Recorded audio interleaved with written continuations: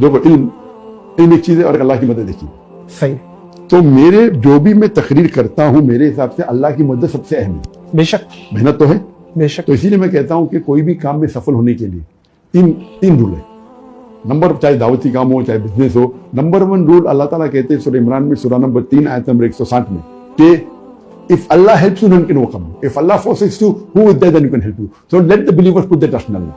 یعنی اللہ اگر آپ کی مدد کرے گا تو آپ کو کوئی بھی شکست نہیں کر سکتا. نہیں کر سکتا. لیکن اللہ اگر آپ کو چھوڑ دے گا تو کوئی بھی آپ کی مدد نہیں کر سکتا. اسی لیے یا مومنو اے مومن اللہ پہ بھروسہ رکھو. تو آپ کتنی بھی بڑے ماہر ہو کوئی بھی فن کے اللہ کے بنا یا زیرو.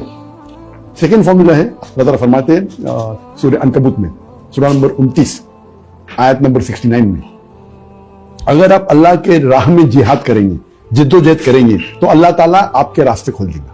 تو جد و جہد کرنا امپورٹنٹ ہے. یہ نمبر 2 ہے. جد و جہد کرو. پہلا اللہ پہ بھروسہ کرو اللہ کی مدد حاصل کرو. سیکنڈ جد و جہد کرو. اور اگر آپ جد و جہد کرتے آپ کو سفلتا نہیں ملتی تو اللہ کو دوشی مت ٹھہراؤ. آپ کا جد و جہد صحیح نہیں ہے. صحیح. کیونکہ اللہ تعالیٰ کا وعدہ ہے آپ جد و جہد کریں گے اللہ تعالیٰ راستے کھولیں گا. اگر راستے نہیں کھول رہے تو آپ پہ غلطی ہے. صحیح. آپ سمجھ رہے آپ جد و جہد کر رہے لیکن نہیں کر رہے. تو نمبر 2 ہو گیا. نمبر 3 سورہ نحل سورہ نمبر 16 آیت نمبر 43 اور سورہ انبیاء سورہ نمبر 21 آیت نمبر 7 میں اللہ تعالیٰ فرماتے ہیں فَاسْأَلُوا أَهْلَ الذِّكْرِ إِن كُنتُمْ لَا تَعْلَمُونَ.